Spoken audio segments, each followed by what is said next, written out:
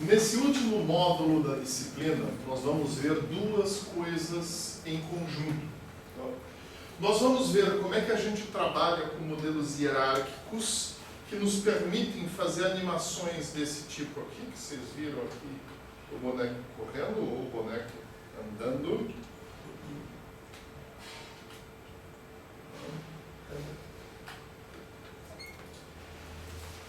E nós vamos, ao mesmo tempo, ter uma introdução em APIs para desenvolvimento facilitado, mais rápido, na área de computação gráfica. Nós vamos usar a API padrão, que é o que todo mundo usa, que é o OpenGL, tá? Que já existe há bastante tempo aí, tem uma versão mais adiantada. O OpenGL é uma API de alto nível que permite a gente abstrair de um monte de coisas, diferentemente do sistema gráfico interativo que vocês implementaram, aonde vocês tiveram que ir até os mínimos detalhes. A única coisa que vocês não implementaram foi a rotininha para desenho de segmento de reta, o resto tudo vocês fizeram. Tá? No OpenGL você tem uma série de comandos de alto nível que te permite abstrair de todas essas coisas, te permite trabalhar com a viewport, te permite trabalhar com a perspectiva, te permite trabalhar com iluminação e assim por diante. Tá? O OpenGL ele foi desenvolvido em parte para trabalhar com jogos e para você poder fazer simulações de tempo real, como é o caso desse boneco. Tá? Isso significa que o OpenGL, comparado com a qualidade que você consegue no POV-Ray, necessariamente precisa fazer uns trade-offs. Tá? Então, a qualidade de renderização que você vai ter no OpenGL padrão, a não ser que você use uns módulos mais avançados, é uma qualidade de renderização necessariamente mais simples. Tá? Mas, para os nossos efeitos, está ótimo. A gente consegue, em OpenGL, no computador comum, desenvolver jogos de tempo real em 3D. Tá? E vocês vão aprender alguma coisa nesse sentido. Tá? Vocês que tiveram jogos, o curso de jogos, vocês chegaram a entrar nesses detalhes, vocês desenvolveram isso. Então, para ti, eu estou chovendo numa olhada. Tudo bem, você vai ajudar o resto. Tá? Então, a gente vai ver isso primeiro olhando os conceitos que a gente tem por trás de como é que você trabalha com isso daqui, e depois nós vamos ver a ferramenta, que é a API.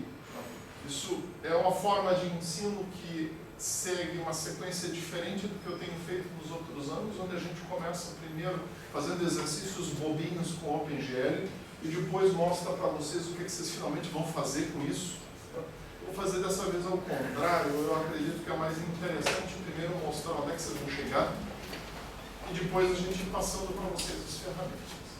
Então, nós estamos num curso de computação gráfica, uma disciplina de computação gráfica de um curso de ensino superior, e obviamente o objetivo aqui não é ensinar vocês a serem papagaios de API. Tá? Isso se ensina em cursinhos lá fora. Mas, por outro lado, é importante vocês terem tido uma vez, pelo menos, contato com alguma API gráfica.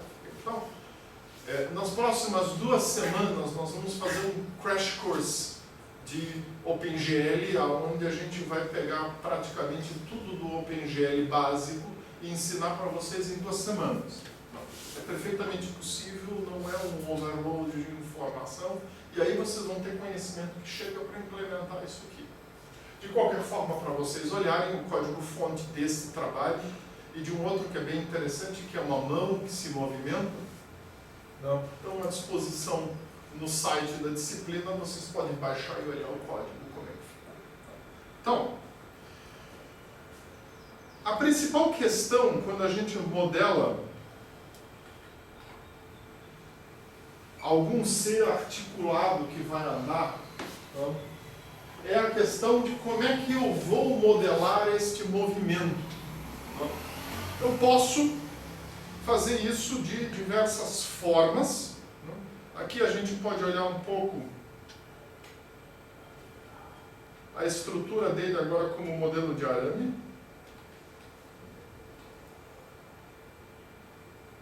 Onde a gente vê direitinho os blocos que eu componho, tem esferas e tem paralelepípedos aqui, né? Que é tudo que é necessário para você compor isso daqui. Tá? E eu posso modelar isso aqui de duas formas. Uma delas é eu imaginando qual é o percurso de cada uma dessas partes rígidas no espaço, fazer uma rotina que passa por uma lista de peças, cada peça tem o seu percurso no espaço. Eu parametrizo isso com alguma translação dentro do meu mundo global e eu tenho o meu movimento. O problema, quando eu uso este enfoque, é que eu vou ter coisas que, do ponto de vista global, em relação à origem do meu mundo, elas têm uma movimentação bastante complexa. Vamos imaginar simplesmente o movimento da minha mão aqui fazendo uma espiral assim. Tá? Esse movimento aqui, tá? Se você pensar, tá? Como é que eu movimentaria, como é que eu modelaria a minha mão? A minha mão, ela traça aqui no espaço uma espiral, praticamente. Não? Vem com um raio maior, vai diminuindo aqui para aqui. Esse é um movimento complexo. Não? Se eu fosse pegar minha mão independente do braço e modelar o movimento dela no espaço, eu teria que simular alguma função complexa aqui. Não? E isso torna muito difícil eu fazer esse tipo de movimentação.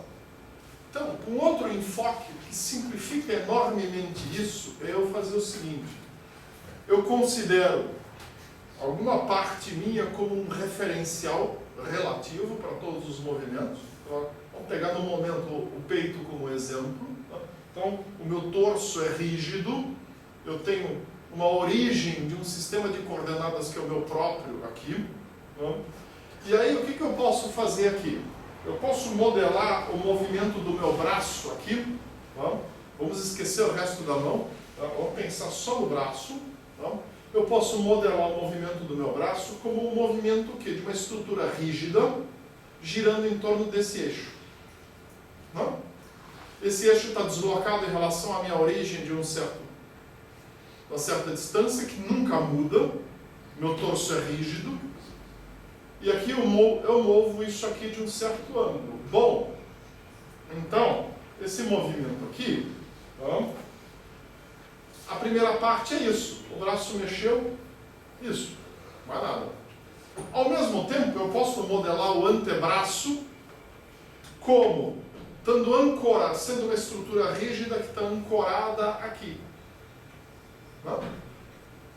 E da mesma forma, se eu passar a minha origem do meu sistema de coordenadas para cá e ignorar o fato de que esse braço está movendo, mas eu considerar sempre momentos discretos no tempo, aonde a minha origem para o meu antebraço, a minha origem está sempre num lugar um pouco diferente, o movimento do meu antebraço nada mais é do que uma estrutura rígida se movendo de um ângulo, daqui até aqui. Não? Se eu fizer essas duas coisas ao mesmo tempo, agora, um passo, moveu isso um pouco, moveu isso um pouco. Próxima iteração, moveu isso um pouco, moveu isso um pouco. Próxima iteração, moveu isso um pouco, moveu isso um pouco.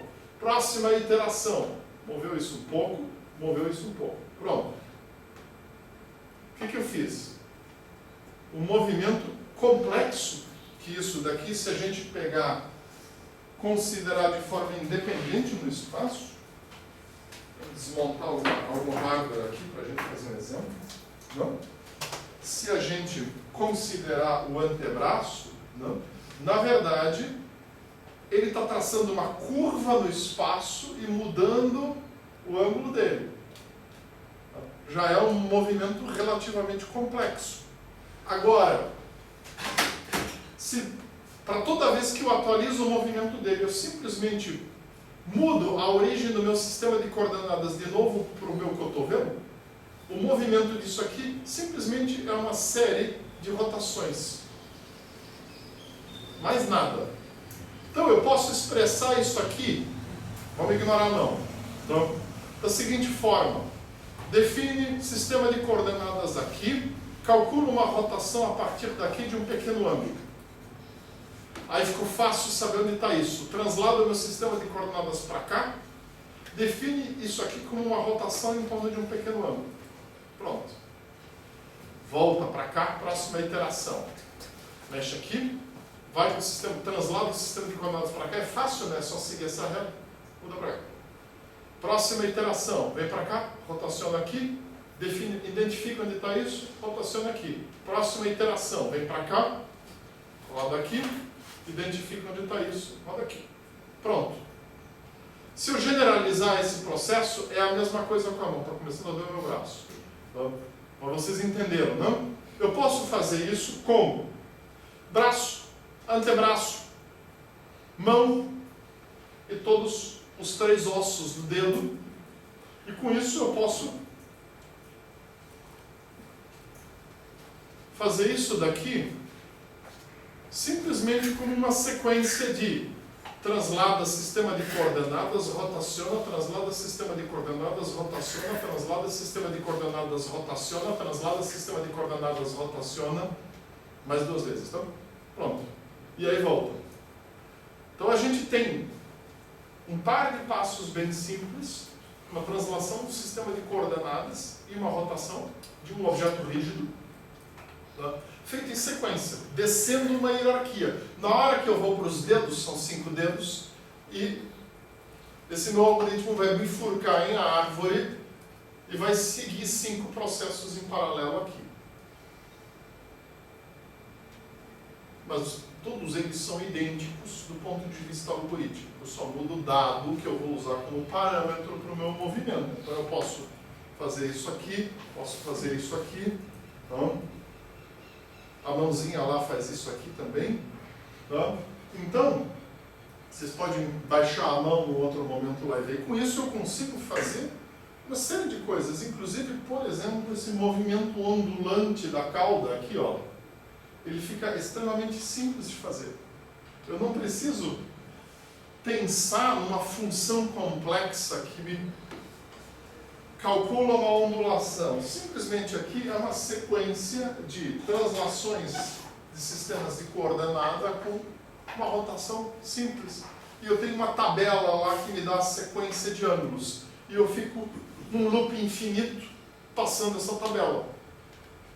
Mais nada. Então, com isso a gente consegue modelar facilmente a movimentação de qualquer ser articulado, de um robô, de um braço robô numa linha de montagem, e seja lá o que for.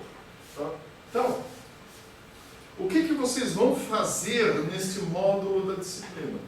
Vocês vão fazer um bicho assim, não necessariamente esse daí, tá? Vocês escolhem o que vocês quiserem. Eu vou passar para vocês alguns exemplos de movimentação que a gente tem no site. Existem vários tipos de movimentação e a ideia do trabalho o que é. Tá? Nós vamos fazer a mesma coisa que tem aqui. Tá? Igual foi o que eu fiz aqui. Tá? Então é isso. É isso.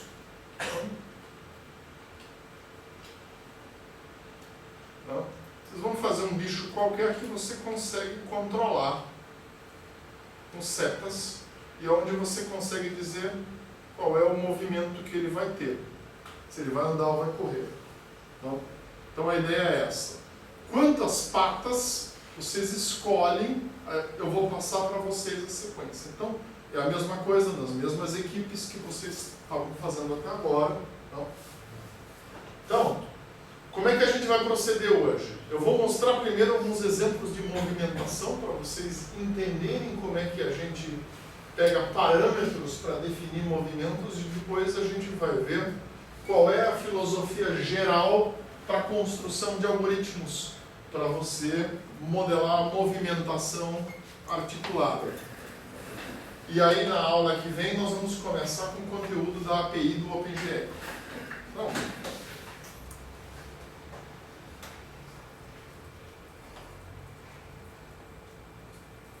deixar o Godzilla aqui.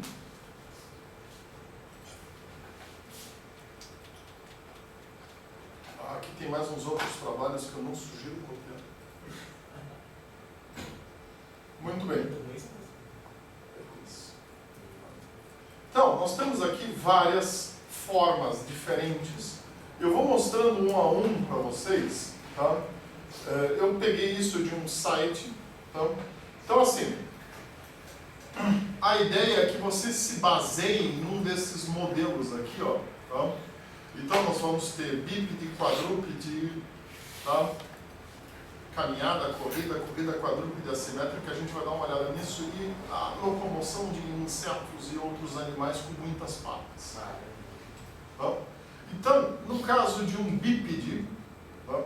Essa sequência de fotos aqui é famosa porque foi a primeira vez que alguém conseguiu registrar uma pessoa caminhando. Tá? A forma como normalmente você faz esse registro, aqui. Tá?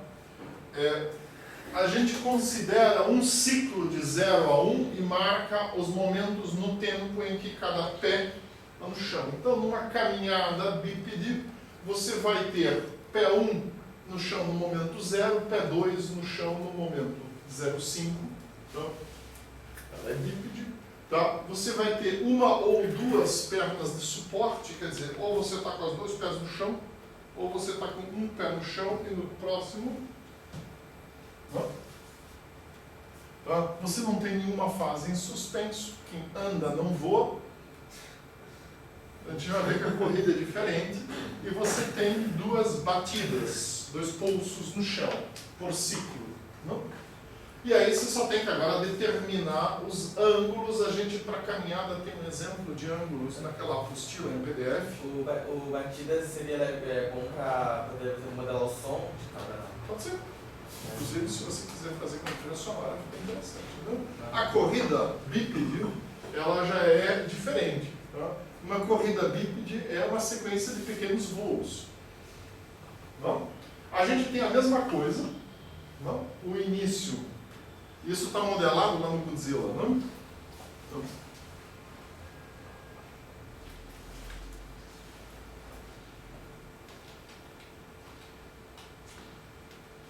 corrida.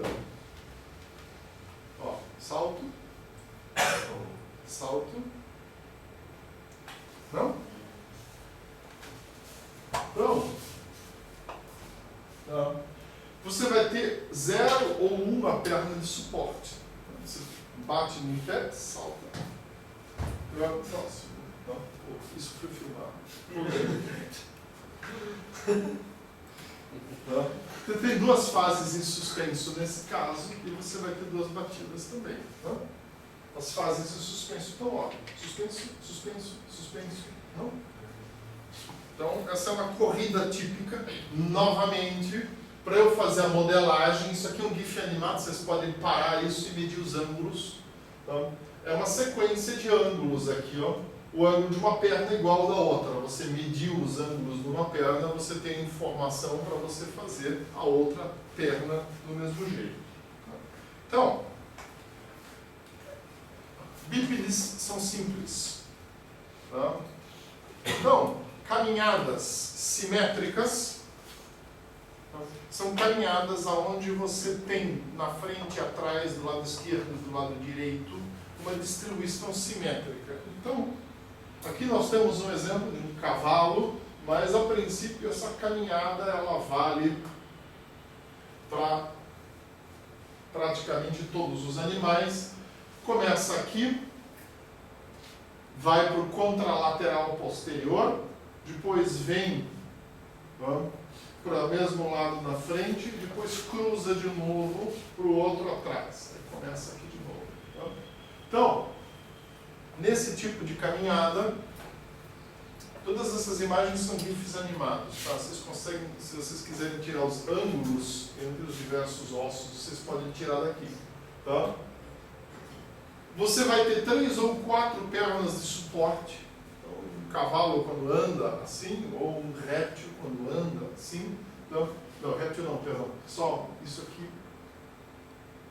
Se não me engano, só mamíferos têm essa sequência. A gente já vai ver. Tá? Você tem 3 ou 4 pernas no chão. Você nunca tem uma fase em suspenso e você tem 4 batidas. Não? A simetria está dada aqui. Ó. Aqui na metade do ciclo aqui, aqui, meio do ciclo, depois aqui. Essa vai ser sempre a sequência. Se começar aqui, vai ser, a princípio, daqui para cá, aqui, assim. Então, você escolhe, você começa com a esquerda ou com a direita nesse modelo aqui. Começa-se com a esquerda ou a direita, depende se você considera o bicho misto de cima ou de baixo. Tá? Répteis não têm a coordenação motora tão desenvolvida. Não sei se você já observou uma lagartixa na parede, um lagarto no jardim. A tartaruga é mais fácil, porque ela é mais lenta, mas a lagartixa andando na parede você também consegue. Já observou que a lagartixa ela se contorce quando anda? Ela tem que se contorcer para conseguir se equilibrar. A tartaruga não tem o subterfúgio de se contorcer, né? Então, com duas patas aqui, aí vem as outras duas patas aqui, levanta, bota no chão, vai, tá? 2 ou 4 patas no chão. Exatamente. Então, todos os répteis hoje em dia vivos têm esse tipo de movimentação, ela é relativamente primitiva, remonta a um sistema de controle de coordenação motora primitivo. Aparentemente, estudos de movimentação de dinossauros mais evoluídos a partir de pegadas em fundos de lagos lodosos petrificados indicam que os dinossauros conseguiam se movimentar como mamíferos, mas hoje em dia a gente não tem nada reptiliano que se movimente como um mamífero. Isso aqui, essa movimentação simétrica, que é bem mais eficiente, ela é típica de mamífero. Réptil só faz isso, mais rápido ou mais devagar. Répteis muito rápidos, como um lagarto, por exemplo, se precisar correr rápido, ele tira as patas dianteiras do chão e faz uma movimentação bípede. Não sei se você já alguma vez encontraram um lagarto no quintal e ele saiu correndo. Ele se levanta nas patas traseiras e vai. Porque essa movimentação aqui, ela obviamente é limitada. Então, se você tentar mover rápido, você tem que torcer a coluna de um jeito que não tem como. Então, o réptil é fácil de você modelar. E aí tem a caminhada do elefante, que a princípio não é simétrica, porque você vem para cá, não é a mesma simetria, é só o número de patas no chão. Ele vai, por incrível que pareça, ele vai pululando. Ele dá uns pulinhos, né? Esse aqui é o mais típico. A corrida, temos 2 tipos. Então, assim, essas corridas aqui só mamíferos são capazes de fazer. Então, a gente vê que o mamífero tem um repertório grande aí. O trote. O trote é parecido com a caminhada do réptil, a diferença é que o mamífero consegue fazer saltos cruzando, não? Quem já passou algumas horas num cavalo trotando e depois ficou 3 dias sem andar, sabe que isso aqui é uma sequência de saltos, não é uma forma suave de movimentação. Mas ela é interessante, animais de pradaria como cavalos usam essa técnica de movimentação. Você vê que você tem nenhuma ou 2 patas no ar, quer dizer, pega sempre um par contralateral e dá um impulso. Tem 2 fases em suspenso e 2 batidas. O par contralateral aqui bate sempre ao mesmo tempo.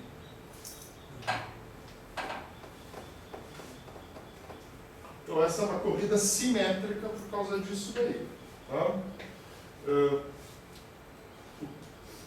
A marcha, ela é um lado e o outro lado, um lado e o outro lado, é a mesma coisa. Tá? Você observa aqui, tá? O animal praticamente usa as duas patas de cada lado para fazer uma movimentação pseudobípede. Tá? Vai com um lado, vai com o outro, vai com um, vai com o outro, e tem fases suspensas. Então essas são corridas simétricas. E os mamíferos ainda têm corridas assimétricas. Tá? Existe o galope lento, que é o canter, então, é menos conhecido. Aonde você começa com duas patas, daí você complementa com o impulso aqui e depois o impulso aqui. Qual é o par contralateral que você começa vai depender se o cavalo é destro ou canhoto. Mas é isso mesmo. Tem isso, né? Tem.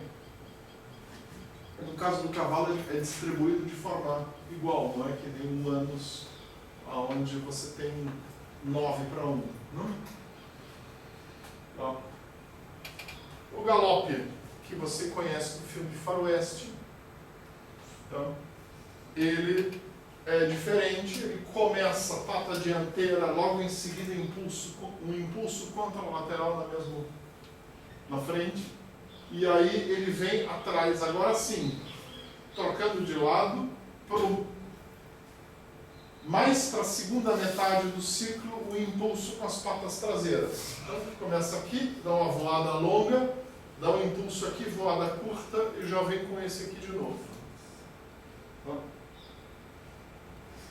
Esse é o galope típico, todo mamífero consegue fazer esse galope. E, por último, nós temos um galope aqui que chama galope rodado, que a princípio só predadores fazem, cães e gatos. São capazes de correr assim, tá? Um cavalo não faz isso. E ele é dividido simetricamente no tempo. Você começa com as duas patas muito próximas, dá um salto de meio ciclo, e dá um impulso traseiro. Aí você tem um salto mais ou menos do mesmo tamanho para cá e dá um salto de novo. Então ele divide simetricamente entre o impulso dianteiro e o impulso traseiro. O espaço de tempo que leva entre as patas dianteira e traseira, e depois traseira e dianteira, é o mesmo. Aparentemente para corridas curtas mais eficientes. Quem for modelar algum cadômetro vai ter que implementar cada uma dessas coisas? Não. Eu já vou chegar lá. E aí, para quem gosta de panis, tem os saltos. Aí diversos tipos de saltos aqui. Não vai fazer isso, né? Isso é bom. Então, qual é a ideia? Eu quero que o bicho de vocês seja capaz de fazer duas movimentações. Vocês escolhem quais. Preferencialmente uma lenta e uma rápida. Aí vocês podem escolher qual dessas vocês quiserem. Não tem nenhuma restrição sobre qual. O que a gente vai olhar para avaliar o trabalho é a qualidade geral do desenvolvimento, mas tem que ter duas movimentações. Tá? E a ideia é que vocês façam alguma coisa que é compatível entre si. Né? Opa, está faltando a imagem, mas tudo bem. Tinha uma barata aqui. Tá? Então, isso aqui é extensível a animais com mais de 6 patas. Tá? A gente coloca só umas linhas a mais aqui quando passa para a aranha, com 8 patas. Tá? Então, basicamente, insetos têm 2 tipos de movimentação. Tá? A movimentação chamada trípode, que é aquela que a barata usa quando, lá na sua república, todo mundo está dormindo e esqueceram a pizza, o açúcar, etc.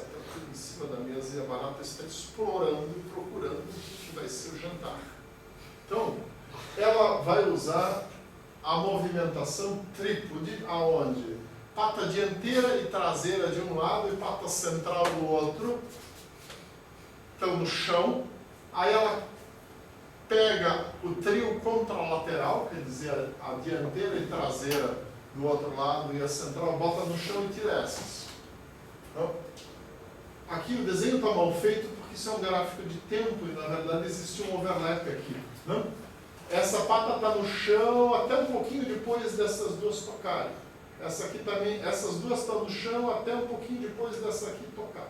Então, na verdade, esse risco que eu peguei na internet, eu não fiz esse desenho, se eu tivesse feito, teria melhor. Elas estariam aqui, tem uma pequena sobreposição no tempo. Chega a ter mais de 3 patas no mesmo chão. Num momento muito curto de tempo, ela tem as 6 no chão. Não? Então, senão ela cairia, não? Sim. Não tem como. Não? Então, essa é uma forma de movimentação muito lenta, onde a barata vai trocando as patas.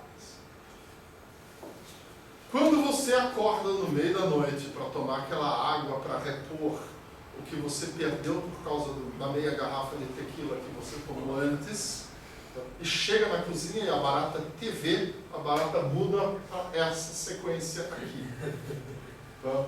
Essa sequência aqui, se vocês observarem, tá?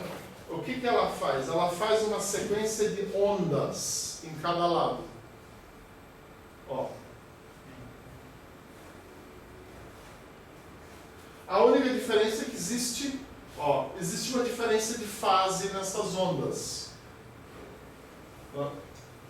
Vocês já pegaram um piolho de cobra, aquela centopeia grandona, viraram para ver como é que as patas se movimentam?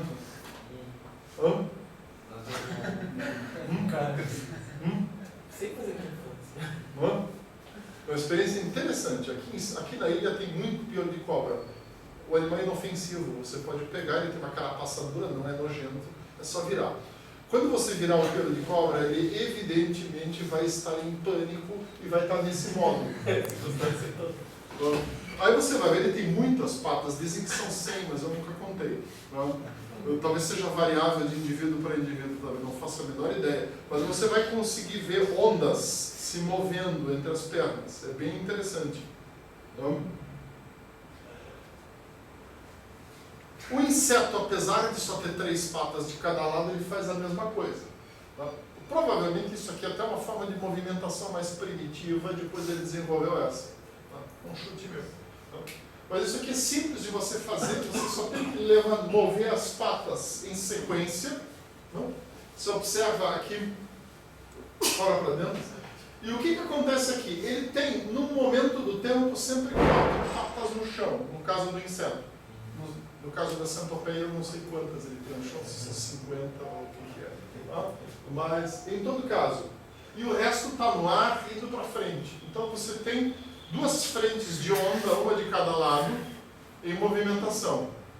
E isso faz com que o bicho se mova. Tá? Então, por exemplo, nesse exemplo aqui, ó, um momento de tempo aqui, você vai ter pata traseira, pata central e dianteira de um lado e pata central e traseira do outro lado no chão. Aí entra a dianteira desse lado, sai a traseira, entra a traseira desse lado, sai a central. E por aí vai. Tá? Então, novamente, esse gráfico aqui, ele não está mostrando muito bem a sobreposição no tempo dessas patas no chão. Se vocês esticarem isso daqui, vocês passam a ver essas sobreposições. Mas então o bicho, no caso do inseto, vai ter sempre 4 patas no chão e 2 no ar. Então você consegue imaginar essa movimentação de uma forma melhor, como sendo ondas de movimento de um lado, tá? E ondas de movimento do outro lado.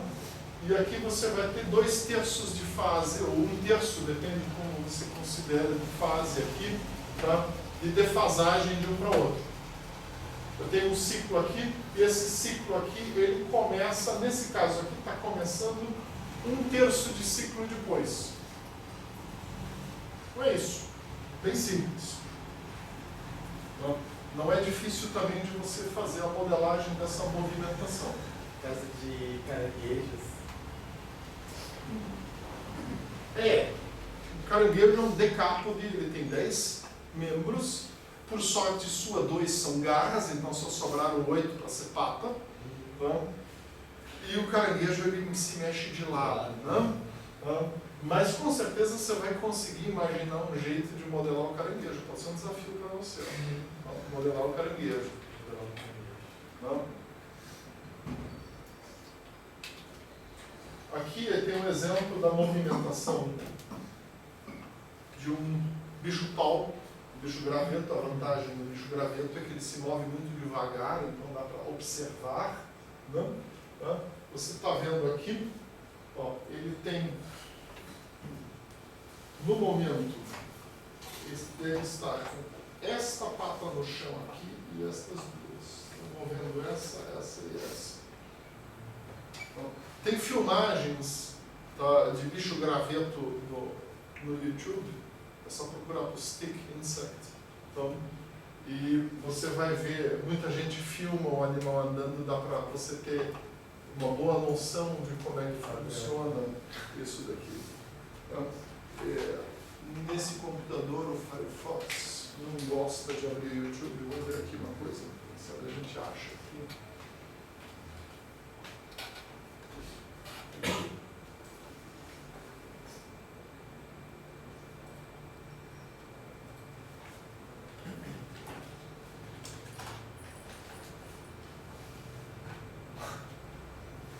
Tem isso a ver com isso aqui é uma lacraia. Você também?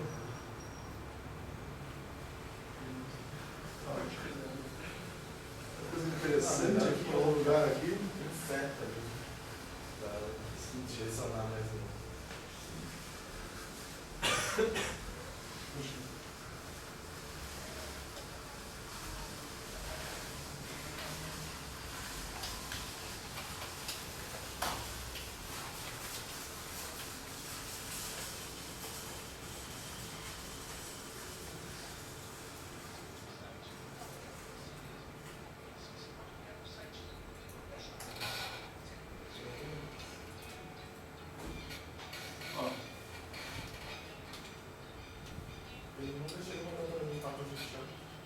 Pois é, né? Eu devo estar com um problema aqui, calo no pé. Não, põe, ó. Põe sim. Vamos lá. Aí você vê, ó, tem uma frente de onda, tá vendo aqui, ó? E a frente de onda tem uma leve defasagem de um lado para o outro.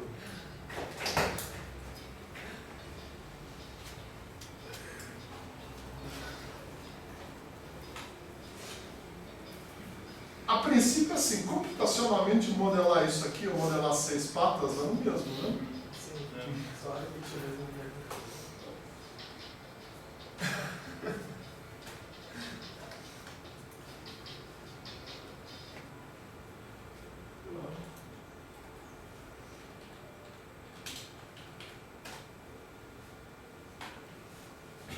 Não, barata não vai. Até cockroach.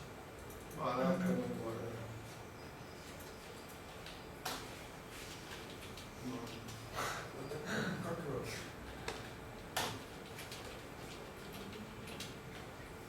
Não. Infelizmente, barata é o nome. Ele é cockroach. Tá. Dá tudo mesmo. Bota inseto lá então. Insect.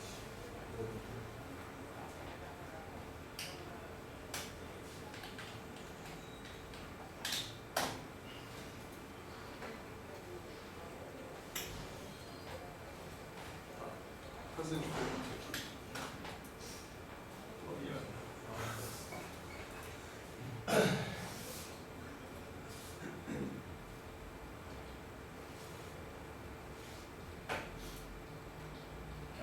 Tá, filmar em câmera rápida, né?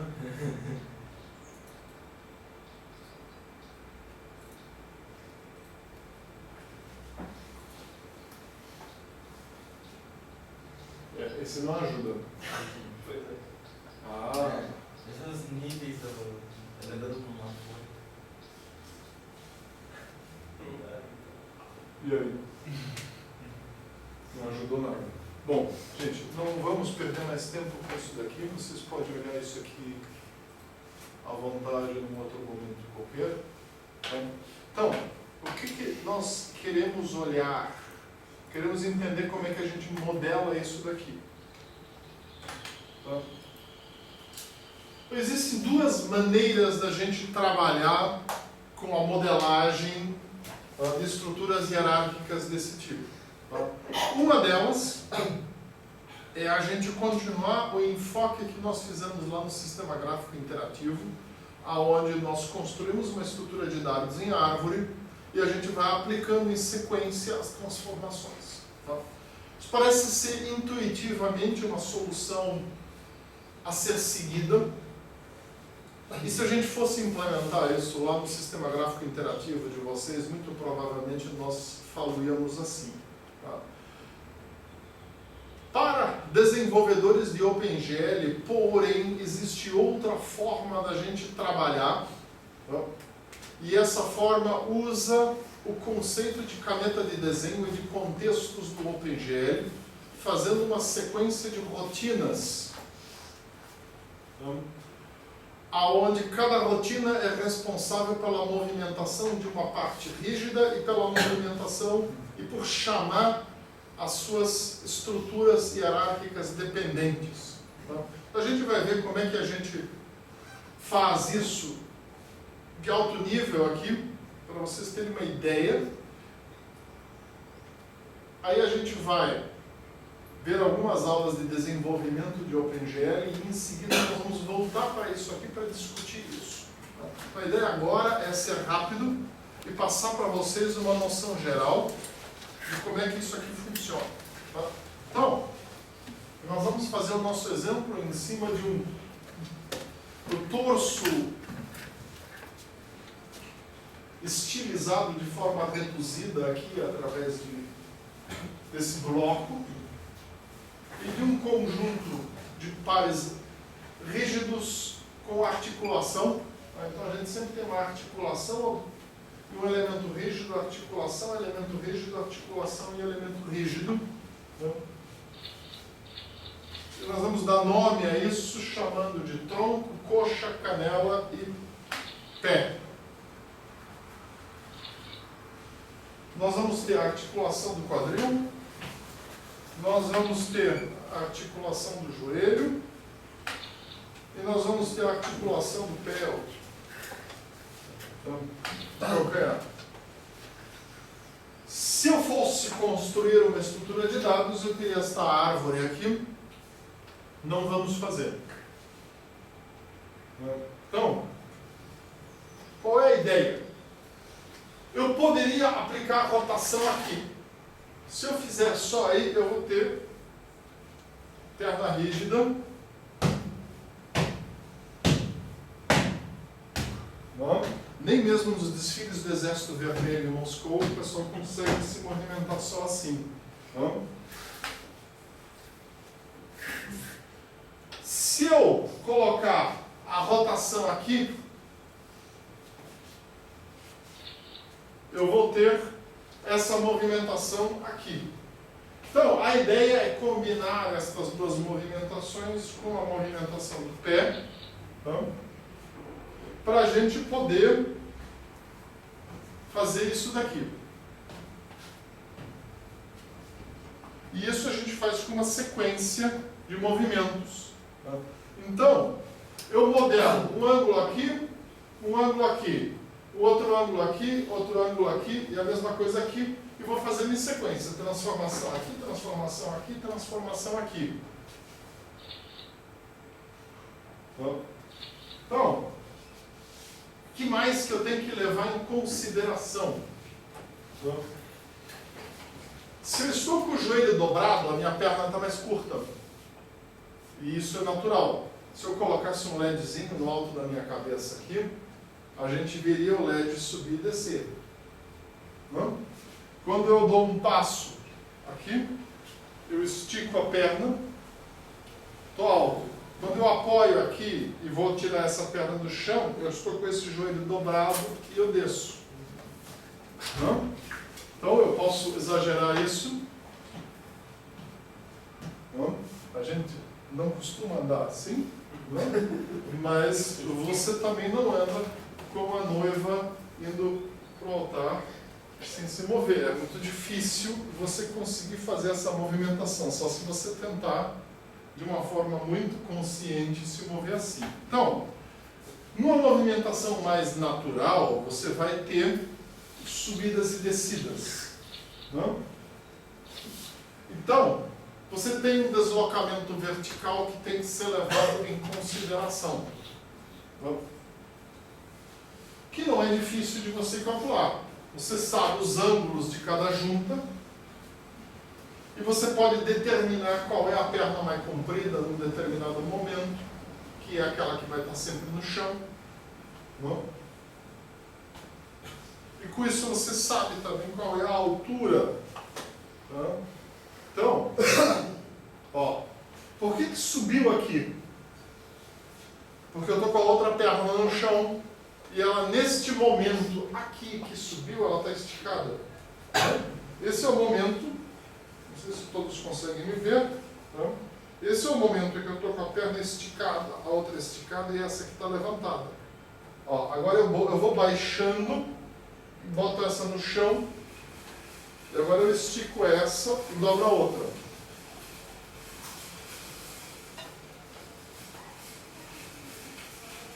Então, você vai ter isso aqui e é fácil de você determinar, tá, esse movimento de triângulos, tá, uma forma muito simples, tá, de você calcular isso aqui usando os dois cossenos dos ângulos.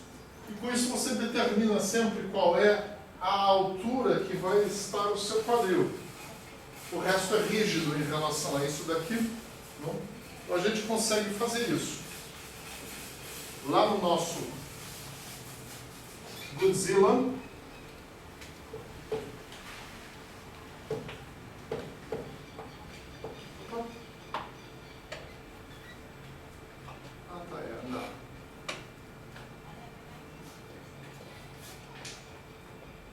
você observa que ele sobe e desce.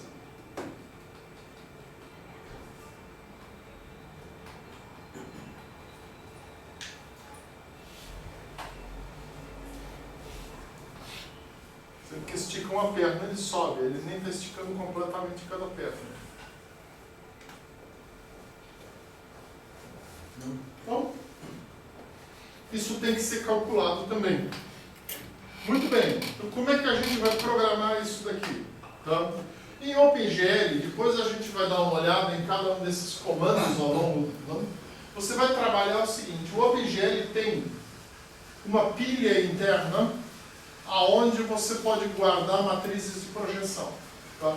Guardando uma matriz de projeção, eu estou guardando um sistema, a referência do meu sistema de coordenadas. Então, seja lá onde for que estava a referência do meu sistema de coordenadas, eu jogo ela no topo dessa pilha, que é uma pilha global, que eu posso trabalhar. E a partir daí eu posso fazer o que eu quiser modificando o sistema de coordenadas. Nesse caso a gente trabalha, tá, definindo uma cor e mandando desenhar um cubo de um determinado tamanho para fazer o torso. Tá? Eu simplesmente defino um fator de escala para a minha caneta de desenho, e com isso eu pego um cubo, espicho esse cubo de maneira a ter o formato do meu torso, dou uma cor de desenho e desempilho. Com isso, o meu fator de escala e todo o resto aqui é jogado fora. Então, dessa maneira, tá, eu posso definir uma determinada forma de desenhar. Bom, no caso, definindo um fator de escala para o meu desenho, desenhar e depois abandonar o fator de escala e o desenho está feito. Tá? E aí eu vou chamar uma rotina para desenhar a perna, tá? Aonde eu vou, em sequência, chamar cada um dos 3 segmentos articulados que compõem a perna como uma função particular. E a função desenha a perna vai integrar os 3. Então a gente vai ver primeiro como é que a gente trabalha com uma determinada função de um objeto rígido, no caso a coxa. Aqui eu tenho a integração, desenha a perna, né? Então tá. Tá? Em princípio, eu desenho a canela e eu desenho a pé vai ser exatamente igual. O que a gente faz? A gente guarda de novo a matriz de projeção, tá? Porque eu vou voltar para ela na empilha. Eu defino uma cor para minha caneta de desenho. Eu defino um fator de escala, e aqui é o tamanho da articulação do quadril. E aí eu vou desenhar uma esfera de raio 1. Como eu defini um fator de escala qualquer aqui, esse raio 1 é transformado por esse fator de escala. Filosofia em OpenGL. Tá? Desenhei. Eu vou desempilhar a minha matriz, quer dizer, eu volto para o meu sistema de coordenadas que eu tinha antes. Tá? Então isso a gente vai comum em OpenGL, você vai fazer sequências de transformações de sistemas de coordenadas o tempo inteiro. Aí você vai transladar a sua caneta de desenho para o quê? 75% da altura da coxa. Com isso, você que estava... Então, a gente parte da premissa que antes de eu entrar na rotina de desenhar a coxa, eu levei a minha caneta de desenho até a posição onde a coxa começa. A gente já vai ver lá no desenho a perna como é que isso fica. Tá? Então, a minha perna é isso aqui. Né? Uma articulação e um objeto rígido. O que eu faço? Eu levo a minha caneta de desenho até aqui. Aí eu desenho essa esfera. Acabou? Desempilho aqui. Vou transladar a minha caneta de desenho para 75% da altura da coxa.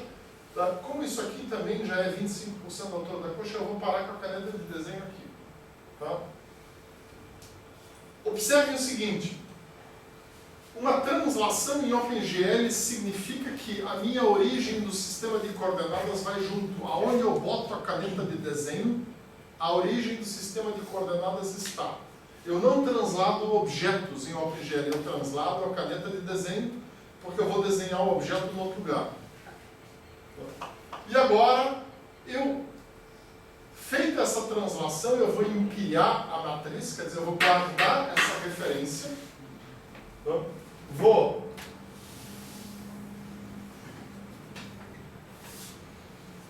definir uma cor. Então, assim, se eu defino uma cor de desenho, depois de ter empilhado a matriz, se eu desempilhar a matriz, eu desfaço a minha cor de desenho. Todo o contexto é sempre guardado no empilhamento. Então, eu defino um fator de escala, que é a largura da coxa, a altura da coxa. Então, mando desenhar um cubo de tamanho 1, que vai ser distorcido por esse fator de escala que eu dei aqui. Então, e vou desempilhar a minha matriz. Então, como eu desempilhei a minha matriz? Eu empilhei a matriz depois de ter feito essa translação. A única coisa que eu vou estar desfazendo aqui é por escala. Eu fico com a caneta nessa posição. Mas isso não é um problema. Tá? Por quê? Eu vou ter uma rotina que se chama desenho a perna. Antes de eu desenhar a perna, eu vou guardar a matriz, quer dizer, eu vou guardar o status de antes de eu ter começado a desenhar a perna. Tá? Eu vou mandar rotacionar a minha caneta de desenho do ângulo da perna para o próximo passo. Então aqui eu tenho uma matriz onde está a sequência de ângulos. Eu vou pegar o próximo ângulo dessa sequência. Tá? Então não importa o que eu desenhei antes, agora eu vou desenhar a perna na próxima posição. Tá? Então o OpenGL ele tem um loop global que fica redesenhando a cena inteira. Tá? A gente vai ver isso logo no início da próxima aula. Tá? A estrutura de um programa em OpenGL e tem lá um laço infinito que fica redesenhando a cena. Tá? Então, o que o OpenGL constantemente faz? Ele redesenha a cena e joga o resultado do desenho no frame buffer, tá? Na memória de vídeo. Então, ele está sempre refrescando a memória de vídeo com o redesenho da cena. Se na cena não aconteceu absolutamente nada, você mandou um troço aparecer lá e ficar parado, o OpenGL fica redesenhando o troço parado. Tá? Então, eu não preciso me preocupar em pegar um objeto daqui e mudar ele para lá. A filosofia no OpenGL é ou eu redesenho o objeto no mesmo lugar que ele estava antes, ou eu desenho o objeto no outro lugar. Então, quando eu faço um programa em OpenGL, se um objeto está em movimento, então vocês têm que ver assim, o OpenGL em parte foi desenvolvido para a gente poder fazer a animação, então daí vem essa ideia.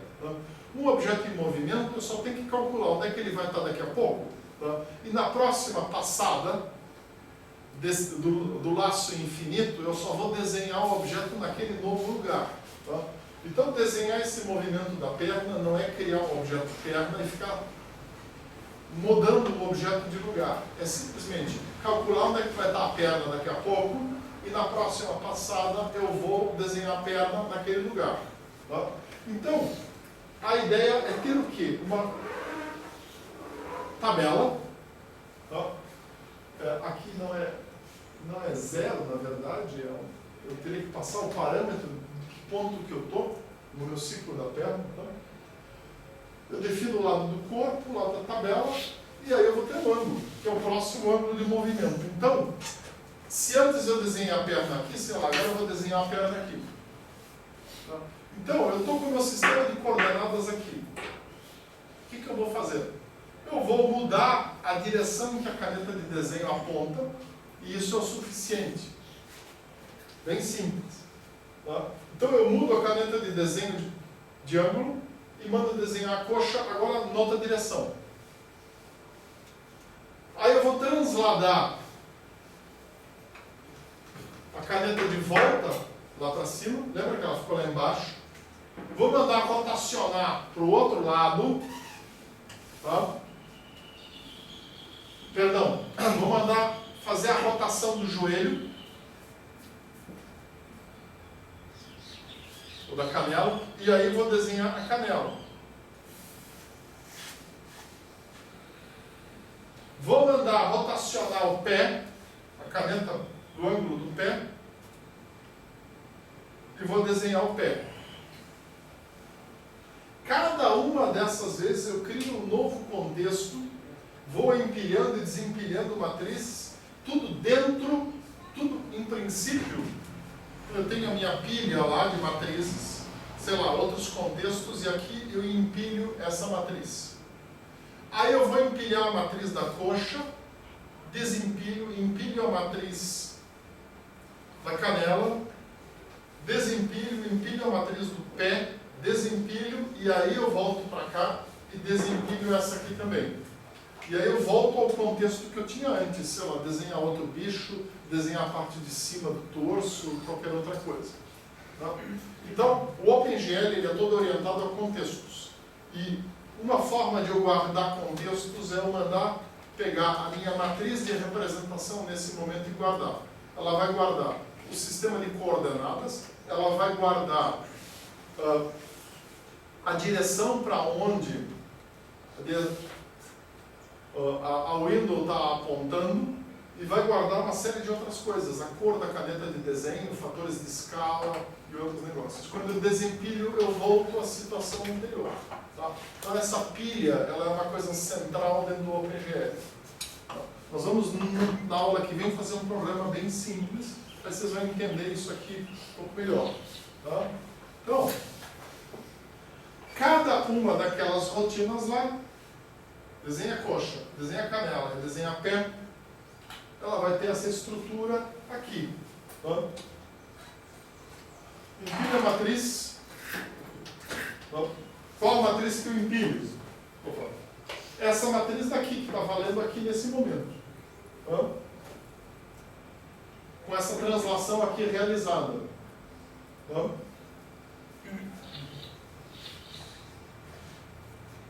Então, e aí eu vou integrar agora cada um dos lados, desenhar tronco e perna. Como é que eu faço isso? Primeira coisa, eu vou guardar minha matriz, aí eu vou calcular o deslocamento vertical. Eu vejo qual perna que ela descurta. Eu vou desenhar o tronco naquela posição. Então, observa que a minha translação aqui é Y, né? X, Y e Z.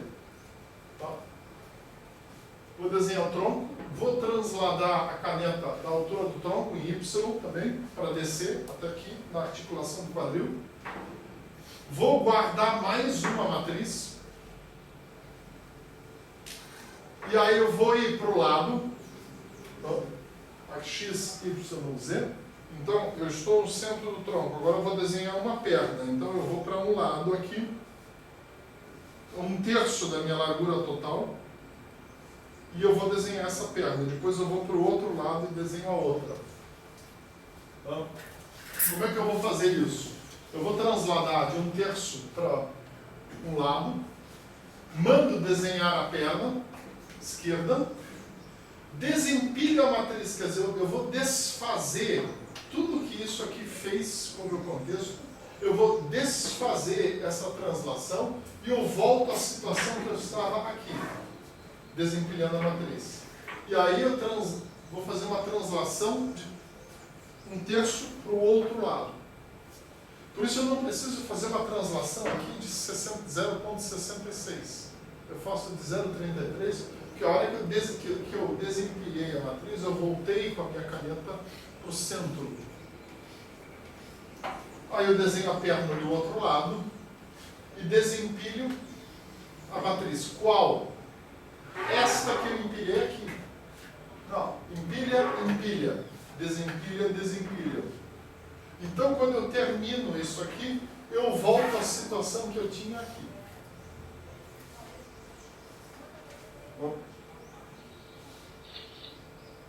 Então, essa matriz aqui, ela é desempilhada aqui. E esta matriz aqui é desempilhada aqui. Então, vocês estão vendo que não tem nenhum laço explícito aí. Por quê? Eu não preciso. Tá? O próprio OpenGL cuida disso. Tá? Ele tem um laço global, que é um laço infinito, tá? Que é uma rotina chamada loop, e eu só preciso definir o que vai ter dentro dessa rotina, e eu coloco lá todas as coisas que têm que ser redesenhadas a cada refresh da tela. Tá? Se eu for fazer uma coisa como esse bicho aqui, tá? Ele está parado aqui, mas está sendo redesenhado. Tá? Isso aqui está comendo o processamento. E por que ele... Né? Então, aqui eu, na verdade, faço um teste. Se a tecla foi apertada, eu vou um passo adiante na renderização disso daqui. Se eu não apertei tecla, não acontece nada. Tá? Então, a gente vai ver, o OpenGL tem uma rotina global de verificação de tecla apertada. Tá? Onde você pode definir isso.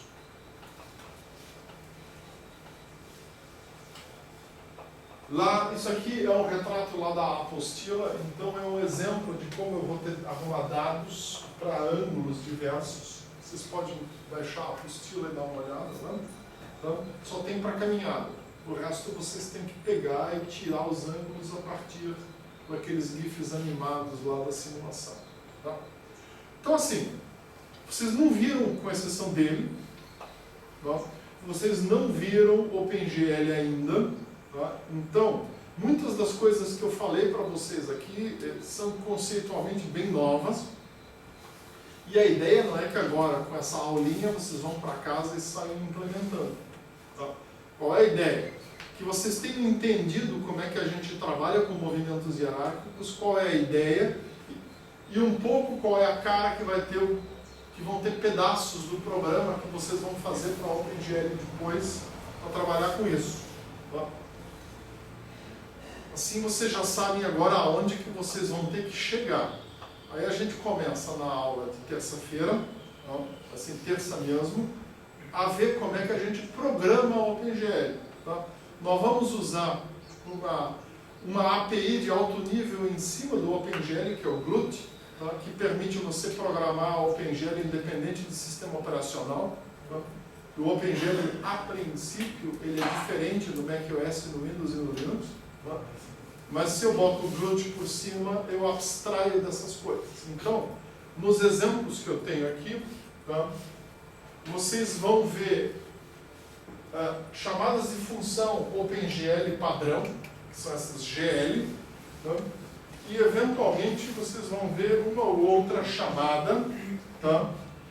Como essa daqui, que é uma chamada do GLUT. Tá? Ela está aqui porque isso aqui é um wrapper de alto nível, porque a rotina para desenhar uma esfera sólida no Windows é diferente da rotina para desenhar uma esfera sólida no Unix ou no Mac. Tá? Então, isso aqui nos permite abstrair. Tá? Então, a gente vai ver, se vocês quiserem olhar, vocês já podem ver na internet, GLUT. Tá? Torna bastante simples, ele reduz lá o esforço de eu fazer uma aplicação e abrir uma janela umas 4, 5 linhas. Se eu fosse programar isso em Windows, por exemplo, são umas 150 linhas, não faz sentido a gente fazer. Bom, é um pouco menos eficiente, mas o objetivo aqui não é a gente ter uma maior eficiência, e sim vocês aprenderem a trabalhar com esses conceitos. Tá? E que ideia é como usar para programar? Qualquer coisa. Tá? Absolutamente qualquer coisa. Tá? Você inventa. Tá? Um exemplo para vocês aqui, tá? Que eu fiz no VI.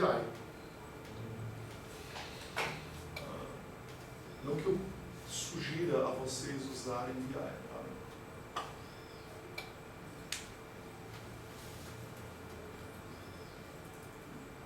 Da cabeça.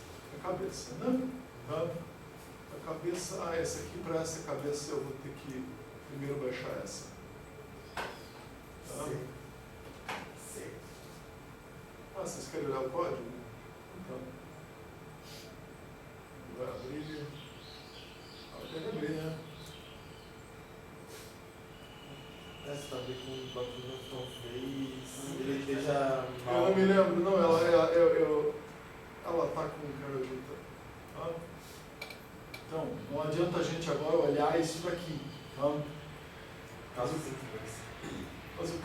a princípio assim, é bem simples. Tá? O que eu vou fazer com vocês? A gente vai começar. Tá? Vendo a estrutura geral de um programa em OpenGL, ele tem, a princípio, tá, essas 6 seções no programa. Tá? E a gente vai entender como é que funciona cada parte. É bem simples. Tá? Infelizmente, usa variáveis globais. Tá? E aí a gente vai entender, tem uma função de inicialização. Tá? A gente vai ter uma função que é a função que é chamada automaticamente para redesenhar o mundo. Tá?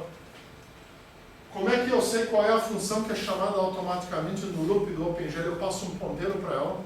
Depois eu mostro para vocês como é que a gente vai fazer isso. Tá?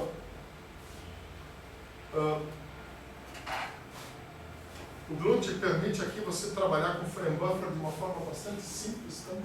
Com o GLUT swap buffers, você simplesmente desenha numa área da memória de vídeo que não está sendo usada nesse momento, e depois você transfere o conteúdo para a área da memória de vídeo que está aparecendo na tela. Aí você não vê desenhar. Tá? Numa animação isso é bastante importante, porque se o mundo é muito complexo, eu não quero que o usuário veja o mundo sendo desenhado, eu quero que ele veja a animação acontecendo. Né? Então, se a gente consegue fazer legal aqui. Tá? Eu vou passar todo esse código com vocês, explicar os comentários aqui, e a gente vai tentar botar isso para funcionar diretamente na aula mesmo. Então, se vocês quiserem fazer isso em casa, para adiantar, estejam à vontade, todo esse código aqui compila de imediato. Então, vai funcionar inclusive em Windows, pelo menos se você usar Visual C. Tá? Eu não experimentei GCC para Windows com isso daqui. Tá?